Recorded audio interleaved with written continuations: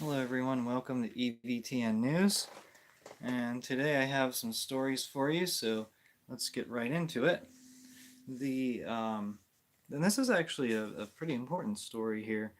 On October 23rd, after the general audience, Francis received a woman who goes by the name of Brother Christian Matson. This was reported by Michael Haynes of LifeSite News. Brother Christian was accepted into the Diocese of Lexington, Kentucky, headed by LMNOP activist Bishop John Stowe. So it's a woman who pretends to be a man, and she is a hermit, a quote hermit. Um, I think, yeah. So anyway, Francis met with this woman who is LMNOP hermit, and I think I was watching a video of Frank Walker, and he said, that's what's going to happen is that basically all men or women will have to do is identify as a man or a woman, and be accepted into communities. I mean, I don't know. They wouldn't be accepted by certain communities, but others would definitely accept them. I'm thinking of certain Franciscan male Franciscan orders that would probably accept women if they pretended to be a man, and that's coming up. I mean, that's approaching.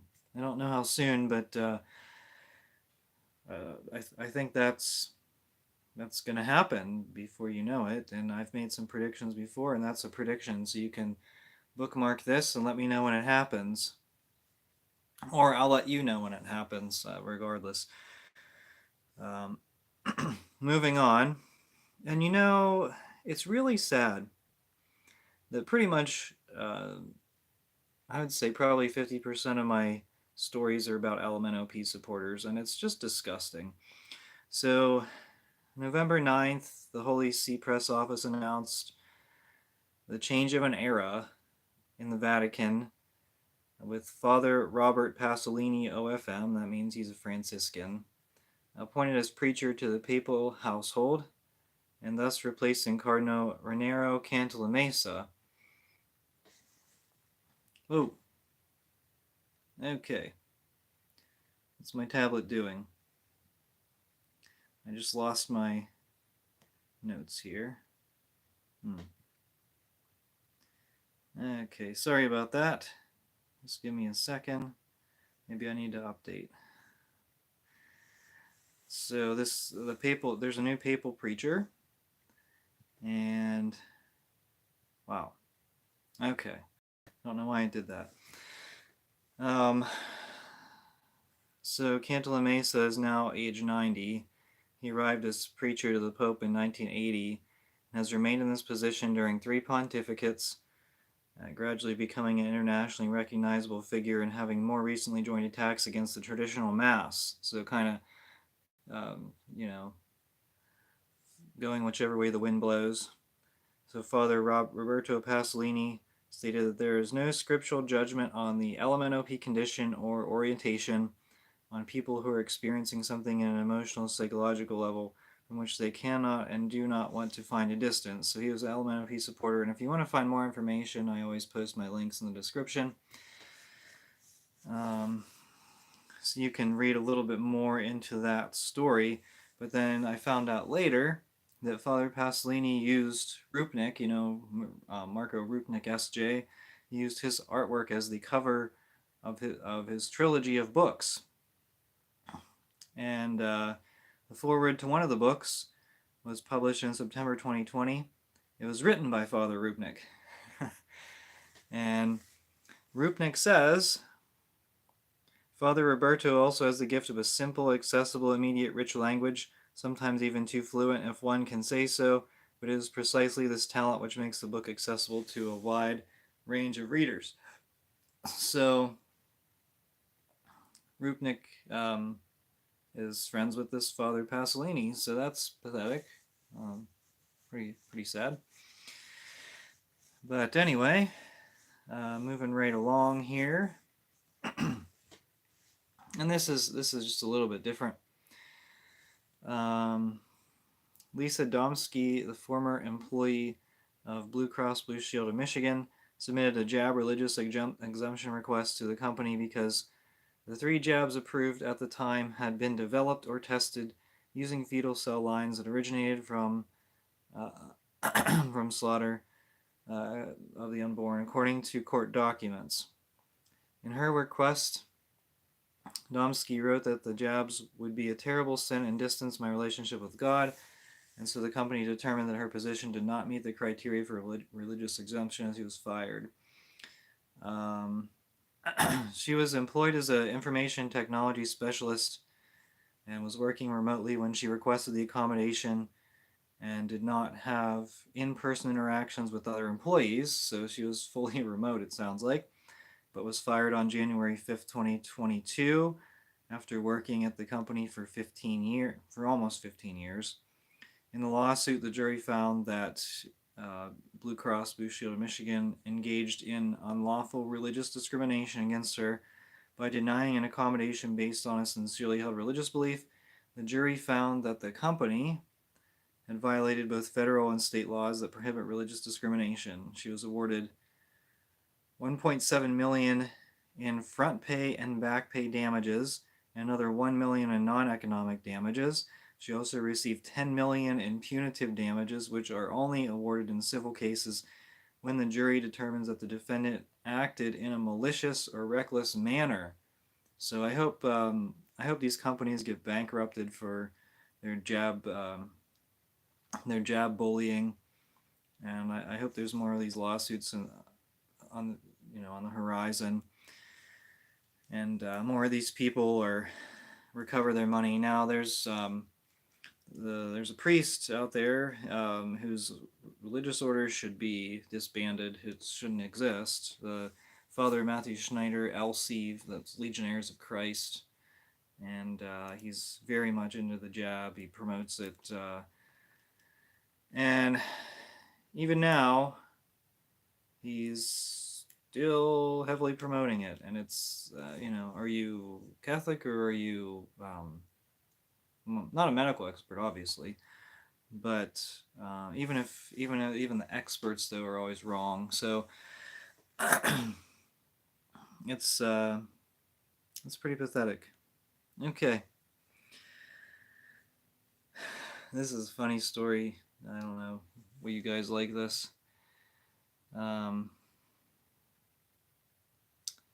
Okay.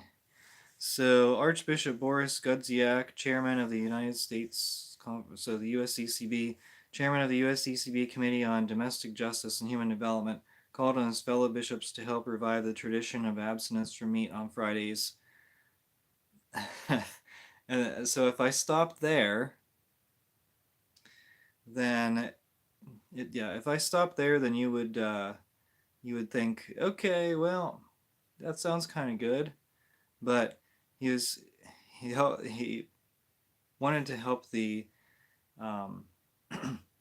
Roman Catholic bishops revive the tradition. Well, I don't know if that's what you'd call it, but of abstinence from meat on Fridays as a way to commemorate the 10th anniversary of Pope Francis' 2015 encyclical Laudato Si.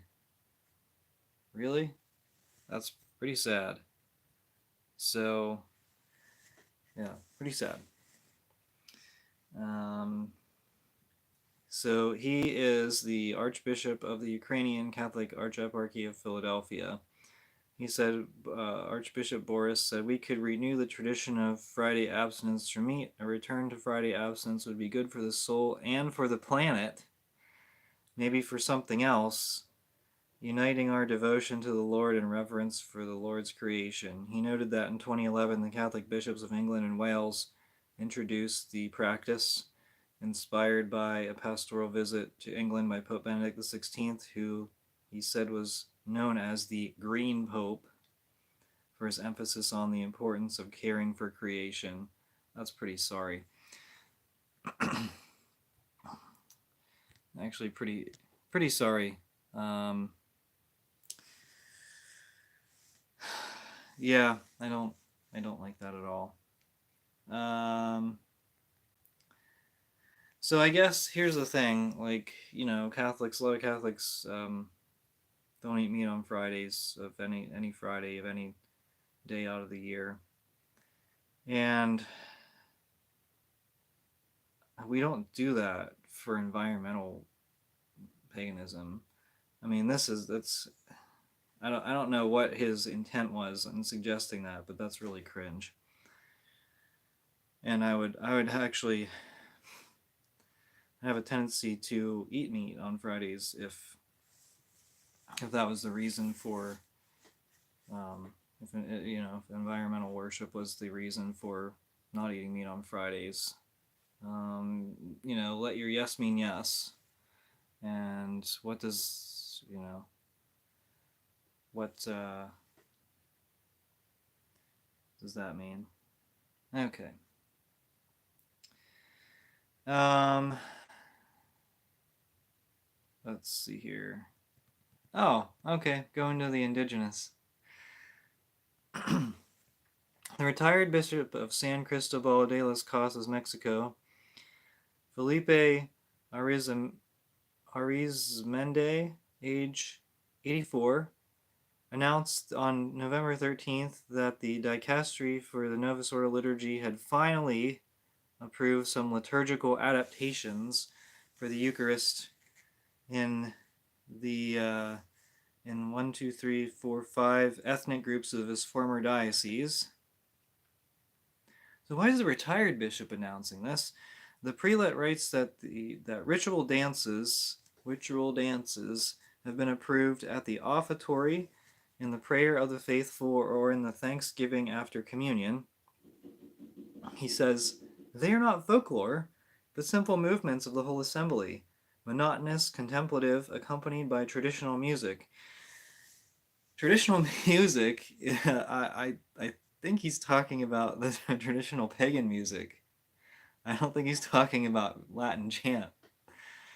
Um, in this Novus Ordo Innovative Eucharist, women, one, two, or three of them, carry out a ministry of incense bearers instead of the priest, who only imposes and blesses the incense. The women then incense the altar, the images, the gospel book, the ministers, and the assembly with an incense burner appropriate to their culture. A lay person of recognized moral importance, so that means probably like a married person, and a person that means like a lay, probably a married lay woman or whatever, leads certain parts of the community prayer, either at the beginning of the Eucharist, to introduce the community to the celebration, to name the intentions, and to ask for forgiveness, or in the prayer of the faithful after the presider has given the initial invocation and concludes with the concluding prayer, or after communion as a thanksgiving, which the presider concludes with the post communion prayer. So there's a pagan, um, pagan variation of the Novus Ordo, and it's every bit of what you would expect. But here's the thing: Sacrosanctum Concilium permits this. In fact, it encourages the enculturation of the liturgy. So this is what you get with Vatican II. So thank you, or not.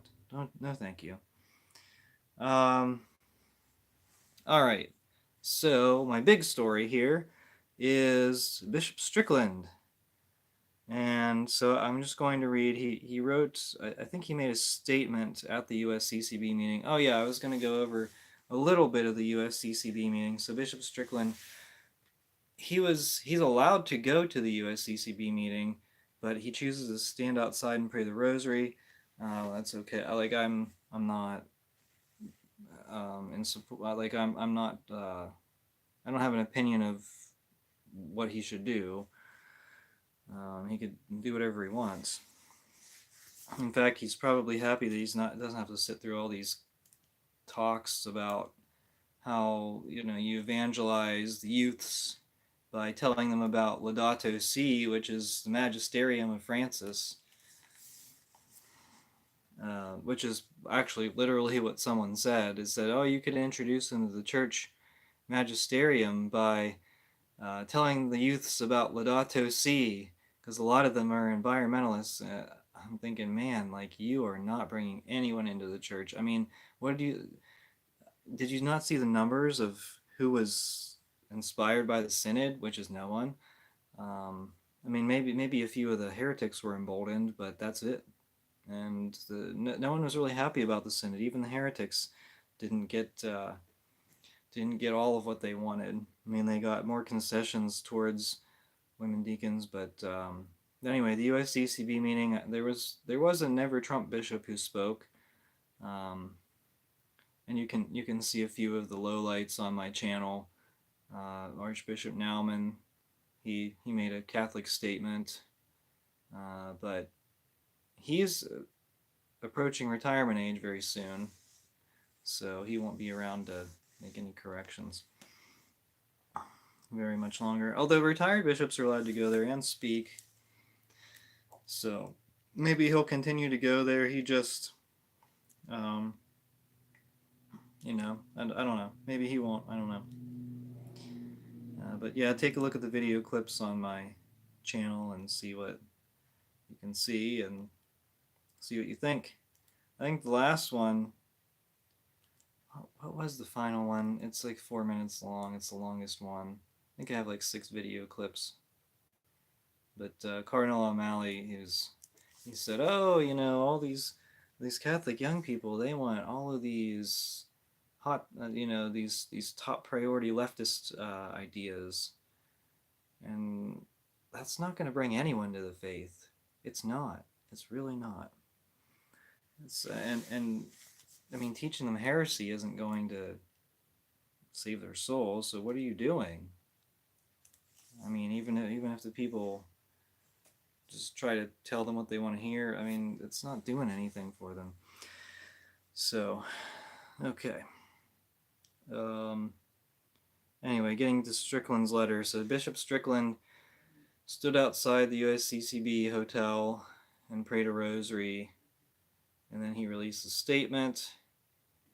And here's a segment from his statement. He said, many people have asked what it will take for more than a few bishops to finally speak up against the false messages constantly flowing from the Vatican under the leadership of Pope Francis. And I will ask myself the same question and over, what will it take? Do you not know that our Lord will send forth his avenging angels to heap coals of fire upon the heads of those who were called to be his apostles and who have not guarded what he has given unto them? And yet almost all of you, my brothers, stood by silently watching as the synod on synodality took place, an abomination constructed not to guard the deposit of faith, but to dismantle it, and yet few were the cries heard from you, men who should be willing to die for Christ and his church. There can be no bishop who is unaware of statements that Pope Francis has made that are unambiguous denials of the Catholic faith. For example, Francis has stated publicly that God wills the existence of all religions, and that all religions are a path to God. In his statement, Pope Francis has denied an integral part of the Catholic faith. How many souls will be lost? How many souls will be lost who will accept this erroneous statement, his erroneous statement, that all religions will lead to salvation?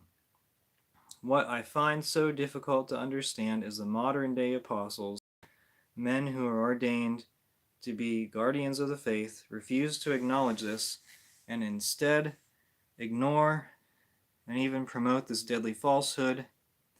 Every bishop and cardinal should publicly and unequivocally state that Francis no longer teaches the Catholic faith.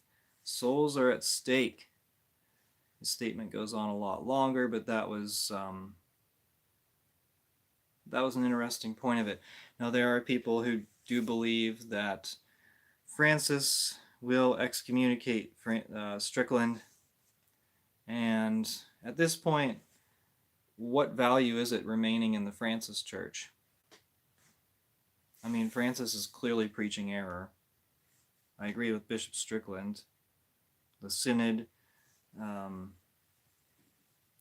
bishops are the bishops at the USCCB. They were talking about how awesome synodality was and how they were trying to do synodal things, and like, what are you even talking about? People don't even know what synodality means at this point. I mean, maybe I'll rephrase that. People know what you mean by synodality. It means heresy. And this pointless meeting with both bishops and lay people, that it had nothing to do with anything. It just had the intent was to promote heresy, and the final document promotes heresy. Let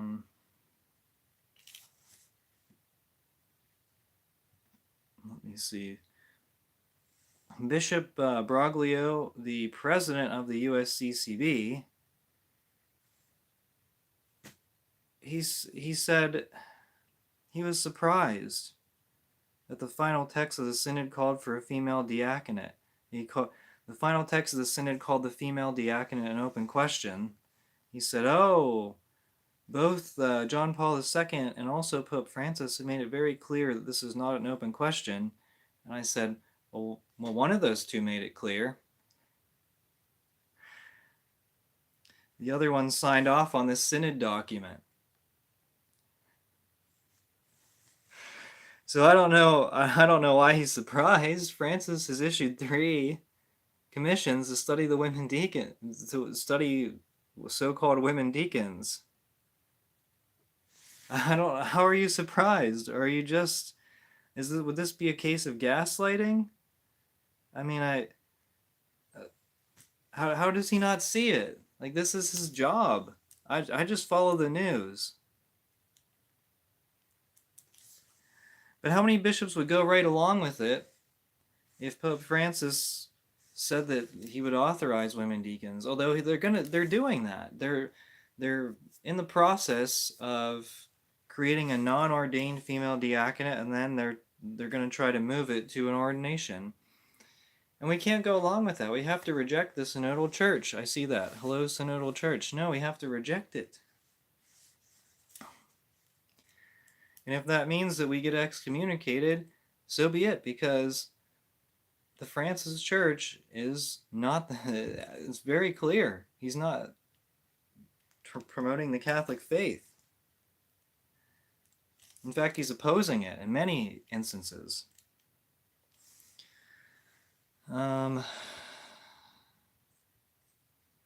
Okay, make a black bean burger and pretend it's a hamburger. And by the way, if Christmas is a Friday, you are allowed to eat meat. Yes. Yes, and Christmas this year will be on a Wednesday.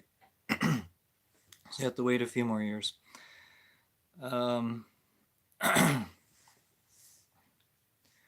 Yeah, it's just the USCCB just doesn't get it. And you could tell by some of the speeches the bishops were saying, oh, synodality is so great. You're going to continue to get numbers. So they just had a Eucharistic revival, and a bunch of diocesan employees were invited, and so they were. It's people who had their tickets mostly paid for, and they did like a charismatic thing the one day, and it was in a stadium, and it was guitars, like a rock concert adoration. And people aren't going to convert. Like they're not going to be inspired by this kind of stuff. And then you have bishops saying, like, how out of touch with reality are these bishops? Saying, oh, we need to tell people about Laudato Si and how awesome it is to worship the earth. No, that's not awesome. It's not going to inspire anyone. What did Cardinal O'Malley say? Like, what did he talk about? Watering down the faith, promoting all these leftist Democrat talking points. I don't know if he mentioned immigration, but other bishops did. And that was another big topic, was immigration. They know the grant money's going down, and they're really worried. They're really worried they're going to lose their cash cow. And you know, you get what you ask for. And this is what happens whenever you abandon the Catholic faith for the government money. And it's good whenever, you know, if you would get money for pro-life stuff, but they don't. They got money for immigration. They made their cake. What do you say? They made their cake and now they have to eat it. But they're not going to be able to buy another cake because they're going to lose out on all their money. So I don't know. I'm not sorry. I don't feel bad. Next thing, end the Catholic Campaign for Human Development. Apparently in the Novus Ordo, second collection was for the Catholic Campaign for Human Development this past weekend. It's just a disgusting excuse for an organization. It's just a sorry excuse for a Catholic organization.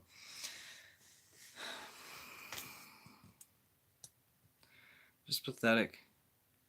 What are they going to do next?